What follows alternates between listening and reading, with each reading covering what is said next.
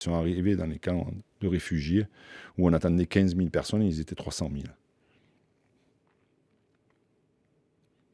Eric Cantona, l'enfant terrible du football français et international, véritable icône de Manchester United, vient-il enfin de trouver sa voie? Mais en fait, je trouve du sens à tout. Et souvent, à l'école, j'étais hors sujet.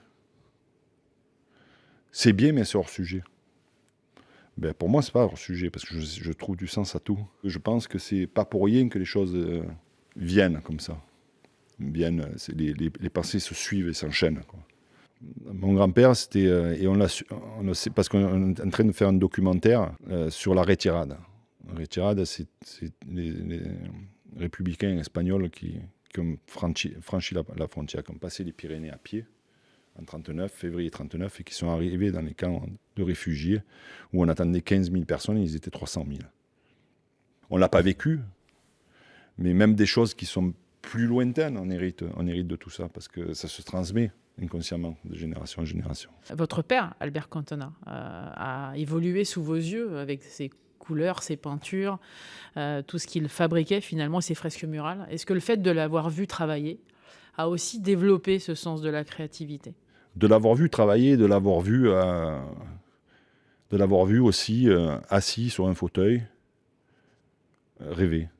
Et il est encore comme ça, mon père. Il a beaucoup travaillé. Énormément travaillé. Mais en même temps, il avait son petit truc pour pouvoir s'exprimer comme ça en peinture.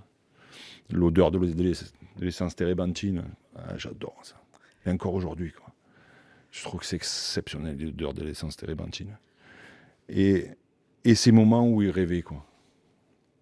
Et ces moments où en voiture, il mettait la musique et il parlait pas, il rêvait. Je crois que la pire des choses, c'est quand il se passe rien, quoi. Ce qui relie tout ça, je crois que c'est le sentiment vital de liberté, quoi. Un sentiment vital de devoir s'exprimer.